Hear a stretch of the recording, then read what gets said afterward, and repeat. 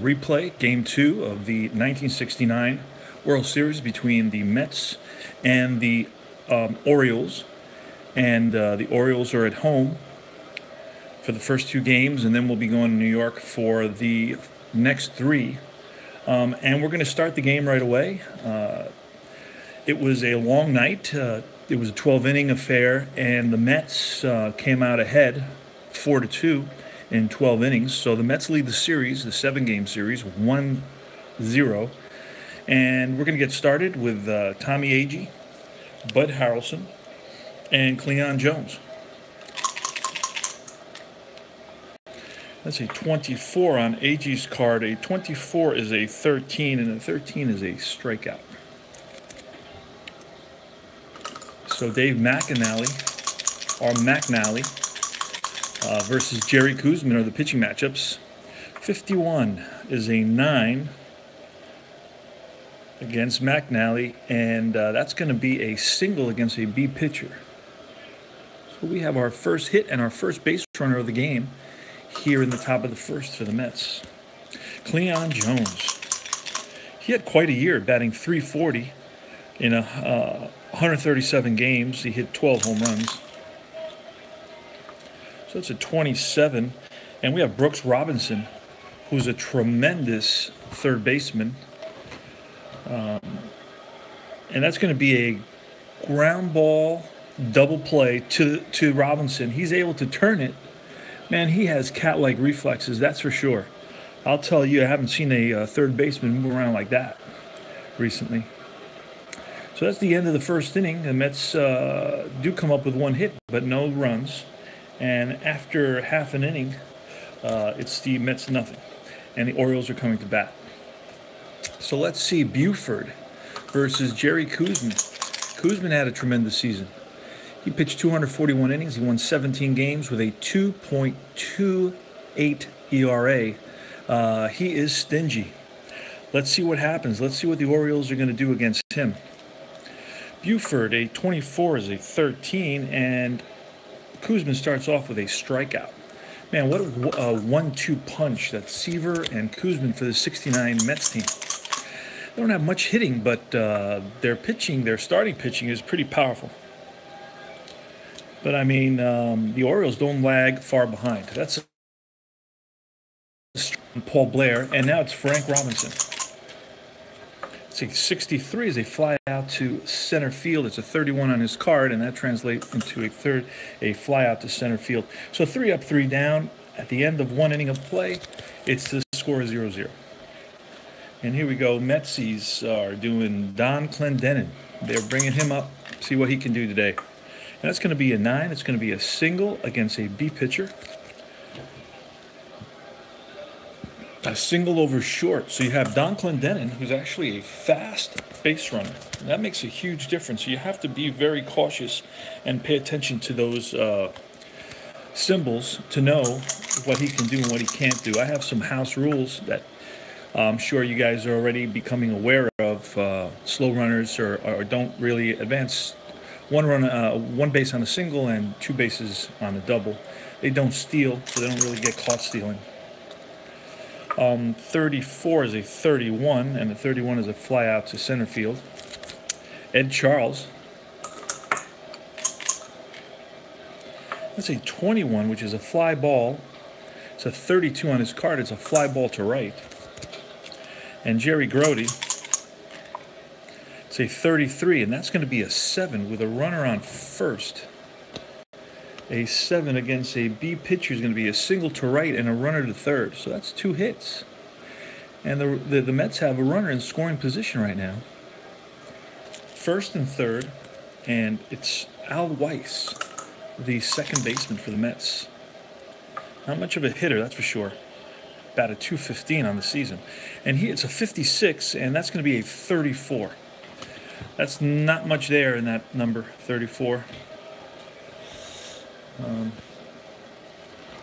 Runs on first and third. A 34 is going to be a fly ball to, actually it's a strikeout, strike 3. And McNally gets his second strikeout of the game. The Mets strand 2 hits, no runs. We go to the bottom of the second.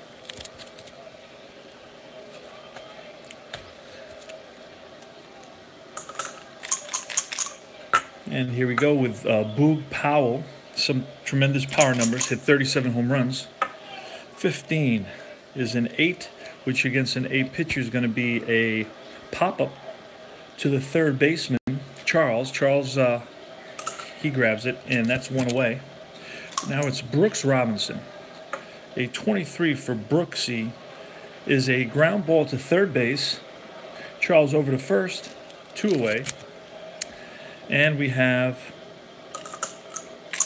Davy Johnson. It's a 53, a 19. A 19, fielding column 2, which is what the Mets are. It's going to be a ground ball, but this time Ed Charles boots it. So Davy Johnson is going to get on base with an error by third baseman Ed Charles and Andy Etchebarren. Later on, he's going to go to play for the Angels, I believe. 36-14. Koosman has outstanding control, so it's going to be ball 2. No direct walk on that. And it's going to be 36, and that's going to be ball 3 and 4. So he gets a walk. And Mark Belanger is coming to bat. Again, light hitting shortstop, but in 69, he actually bats 287 in 150 games. Later on in his career, he's known pretty much as a real lightweight in the hitting department. Say 51 is an 8 on his card with runners on first and second. Now we're going to see what goes on here. Probably not too much against an A pitcher that is Koosman. An 8 is going to be a ground ball to the third baseman Charles. Charles over to first. He can handle it this time, and that's going to be it. So no runs on no hits, an error, and a walk. 2 men left on base. Go to the top of the third. All right, Jerry Koosman's going to bat. That's a 42 for Koosman is a strikeout. That's a third strikeout for McNally. And it's going to be AG. Say 12 is a ground ball to second base over to first, 2 down.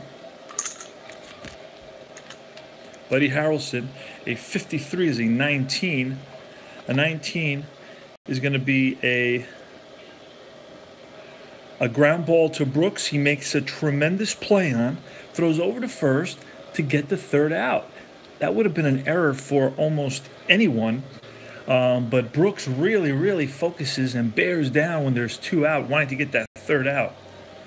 And that's going to be it for the Mets in the top of the third. And we're going to the bottom of the third. The score is still 0-0. We got the pitcher, McNally. A 13 is a strikeout, so Koosman gets his third strikeout. We have Don Buford, about a 291. And that's a 34 is a 31 on the card. You can see that. And that 31 translates into a fly ball to center field. And Tommy Agee runs it down. Paul Blair, say 29. A 29 is going to modify into a strikeout for a strikeout pitcher like Koosman. He had 180 strikeouts in 241 innings, so he gets an X on his card. And that gives him some additional strikeouts that a regular standard pitcher would not get. Okay, so we go to the top of at the end of 3 innings of play, it's 0-0. We go to the top of the 4th. And Cleon Jones, 61 is a 40, so that's going to be a ball rather. Actually, it's a foul, excuse me. And 52 is a 27, and that's going to be a grounder to third. Brooks Robinson over to first, 1 away. Don Clendenin, the batter. So 24 is a strikeout. Number 4th K for McNally. And a 54 is a 32. A 32 is a fly ball to right field. So 3 up, 3 down. He's retired 7 in a row. And at the end of 3.5, we've got the Orioles coming up with Frank Robinson, Boog Powell, and Brooks Robinson, the heart of the order. Let's see how Koosman handles these boys. pretty impressive lineup here for the Orioles. I hope I didn't just jinx them. Boog Powell, 54, fly ball to right field. And Brooks Robinson, 43, is a strikeout. So Koosman, 3 up, 3 down. And that was with the heart of the order. So Koosman is looking sharp. He's retired 7 in a row at this point. We go to the top of the 5th. Ronnie, Ed Charles, Jerry Grody, and Al Weiss. 15 for Charles is a 9, and a 9 is going to be a single.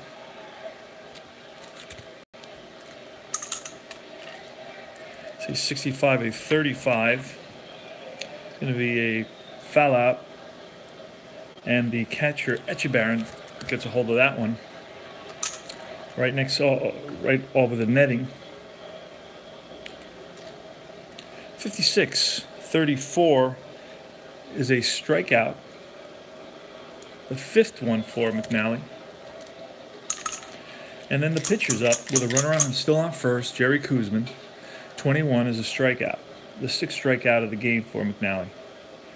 So the Mets get 1 hit, but no runs. Leave a man stranded at the end of 4.5. It's still 0-0.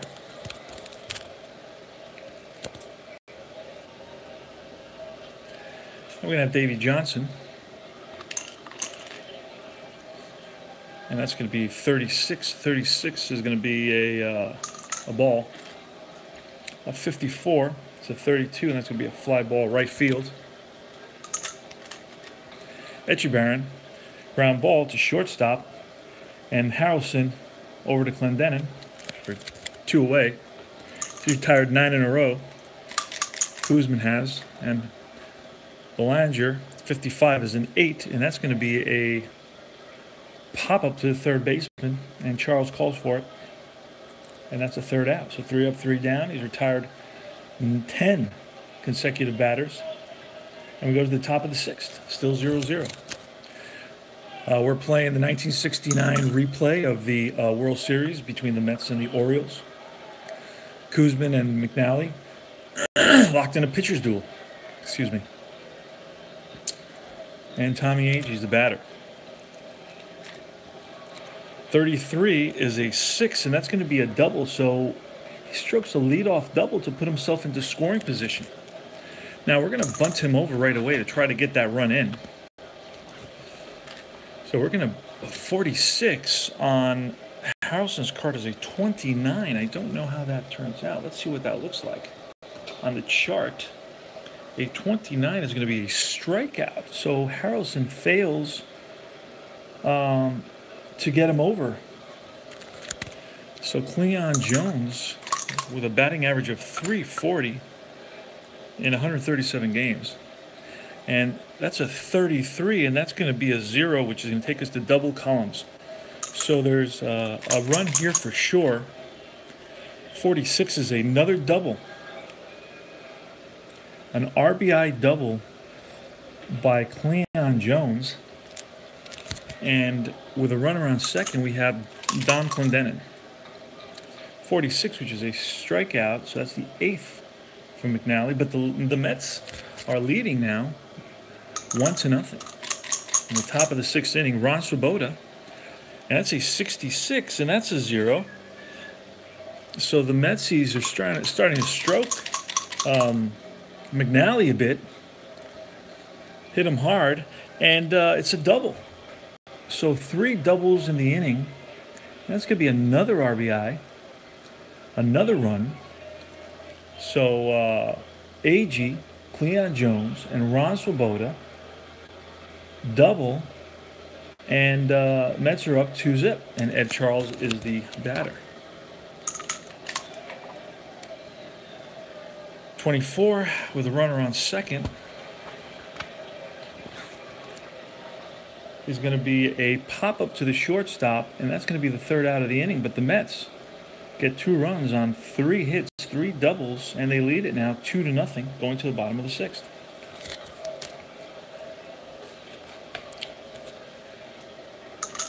Dave McNally, 43 is a strikeout. 6th strikeout for Koosman. Buford, 62 is a strikeout. 7th strikeout. And Paul Blair, 63 is a 31 on the card, and that's a fly ball to center field. 3 up, 3 down.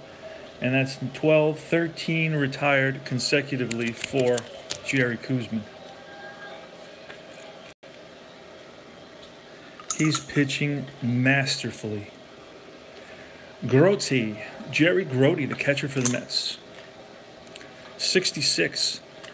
And that's a 0 on the card. You go to double column, 44, and that ball is launched. It's big, it's beautiful, it's over the wall.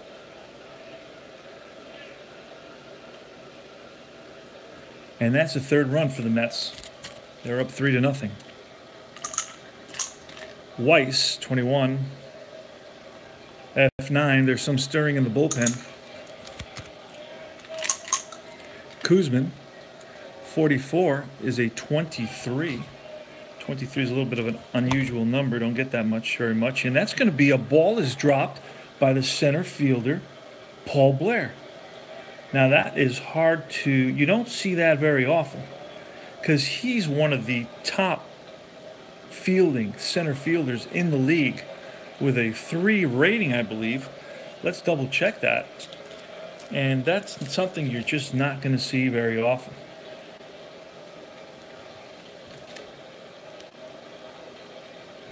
But that number 23 brings you some unusual occurrences. You don't see that number very often. So Koosman's at first. He has average speed. And you have Tommy Agee. 53 is 16 with a runner at first, 16. And you're going to get a single to center, runner to second.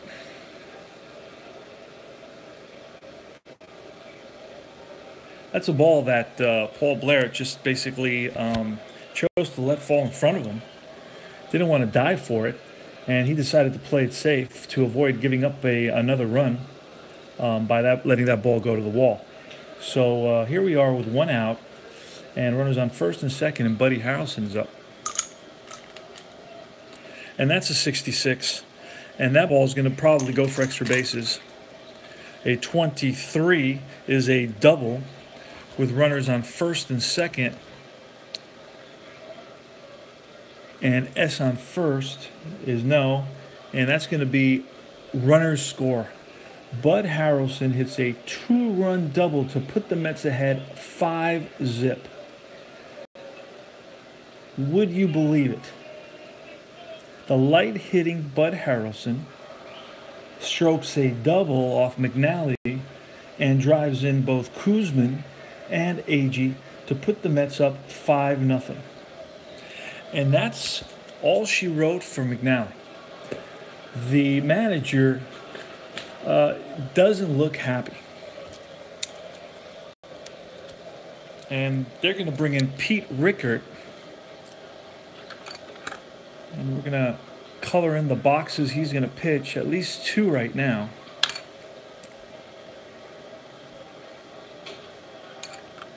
And Pete Rickert has a tremendous, tremendous season. He had a 2.20 ERA in 57 innings with 54 strikeouts. He's an A pitcher with strikeout potential and also good control. So he's the type of guy that you want in there to put out the fire. Pete Rickert. And with 1 away, you have Cleon Jones, the batter, and Buddy Harrelson at second. That's a 64 is a 14, so it's a walk. Don Clendenin with runners on first and second. A 21 is a strikeout. A 13, that's the second out of the inning. I use a blue pencil to color in the boxes that the relief pitcher pitches in. So the blue relief pitcher will have those boxes colored blue. The next relief pitcher will have another color. I just use colored pencils. I started out using highlighters, didn't really work. Too much bleeding going on onto the page, and it was messy. So I think but you got to do the color before you do the pen, because if you do the color after the pen, you'll also get some ink moving about, and it looks messy. So Ronnie Swoboda's up. That's going to be 65. A 35 is going to be a foul out to the catcher for the third out of the inning. But the Mets come up with 1, 2, 3 runs on 1, 2, 3 hits. And they take a 5-0 lead. Who would have believed it? Boy, they're earning the name, the Miracle Mets, that's for sure. They don't have much in terms of offense. Their pitching holds up pretty well, but I just don't know how they manage it, to be honest with you. And Frank Robinson, 60. That's a 6-3 put out. Boog Powell, 32, 4-3. That now is 13, 14, 15 in a row. And 55 and 8. That's going to be a pop-up to the third baseman. Charles calls for it. And again, another 1, 2, 3 inning. He's got these Oriole batters baffled. So he is dominating. Okay, so Ed Charles, 44 is an 8. And that's going to be a pop-up to the third baseman, Brooks Robinson. Jerry Grody, 36, is a 12. 5-3. Ground ball to Robinson. Robinson over to Powell for the second out of the inning. And Weiss, a 23, is a 33, which is a strikeout. Second strikeout for Rickert. And we go to the bottom of the 8th inning. We're going to see Davey Johnson, Andy Etchebarren, and Mark Belanger. That's a 53 is a 19. A 19 is going to be an E5. Yeah. Charles just boots that one. Hit off the heel of his glove and rolled away from him, just not close enough to pick it up. It was pretty hard hit. It was a hard hit ball, but it just kind of, he got the glove right under it, and it hit off the heel and kind of rolled away from him, and he didn't have a chance to recover. So that's going to be an E on Ed Charles at third base. So Andy Etchebarren. And that's going to be a 32. That's going to be a fielder's choice. It's a ground ball to Weiss. Weiss over to Harrelson. And they're not going to get the double play. He was motoring down the line for a catcher. He's got average speed for a catcher. Not slow at all. Mark Belanger. And that's going to be a 28. A 28 is going to be another fielder's choice. Harrelson, this time over to Weiss. And that's all they're going to get. And you have Bellinger on first base on a fielder's choice. And you're going to see a pinch hitter here for the pitcher spot. And it's going to be Moten, Kurt Moten. So Moten hits for Rickert.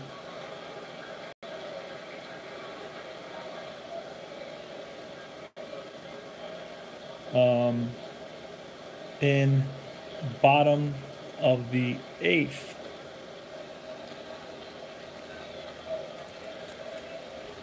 All right, Kurt Moten, let's see what he does. He's got some power numbers there. 16 is going to be a put out. Let's see, 16 is Agee, and Tommy Agee is a 3, so it's going to put that 16 into a fielding 1 column, which is going to be a fly out. And Tommy Agee makes a tremendous catch out in center field. Really went into the gap and chased that ball down, and was able to come up with it. So outstanding play by Tommy Agee, who can really flash his glove out there in center field.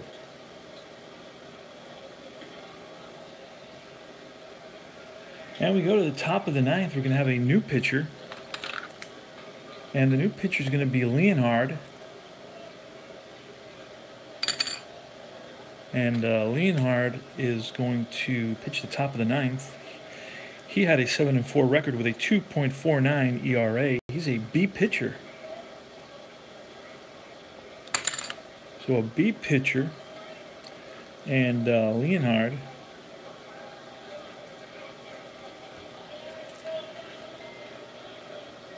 And we're going to get started this top of the ninth inning. Mets lead it 5-0 in the top of the ninth inning. Game 2 of the 1969 World Series. Mets are up 1-0 in the series. And that's going to be a 14 is a 30. You can see that. And that's a fly ball to left. Koosman's up, and that's still a fly ball to left field. And now we're going to look at, and plus we're looking at Buford. We still have the Orioles cards in our hand. So Tommy Agee, there's one out. Tommy Agee, 52-27.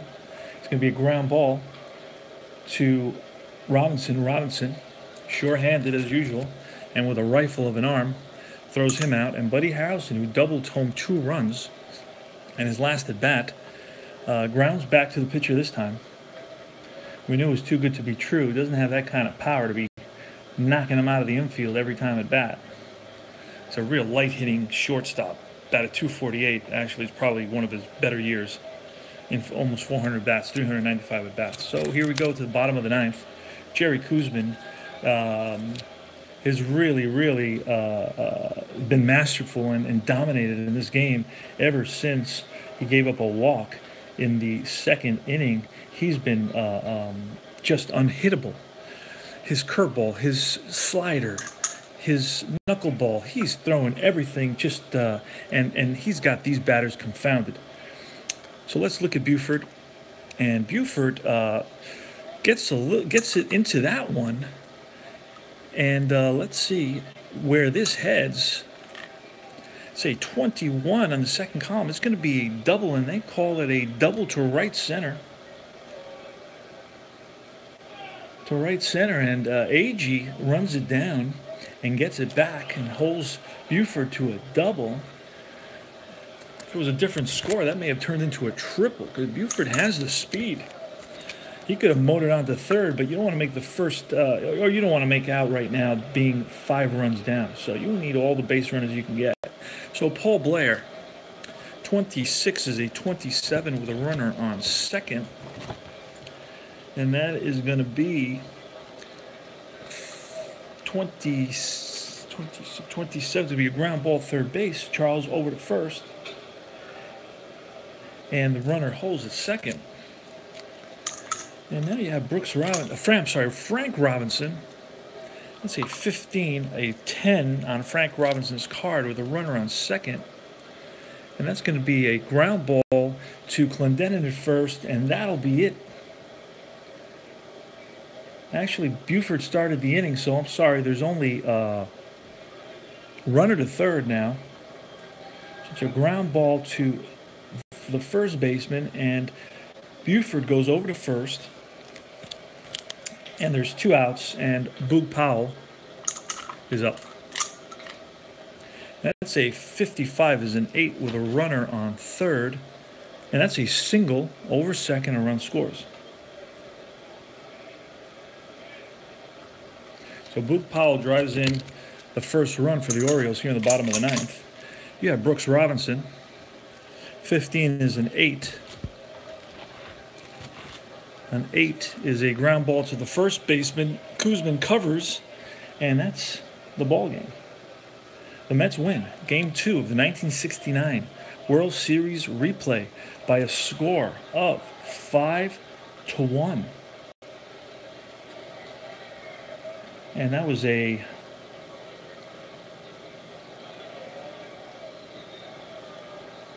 okay.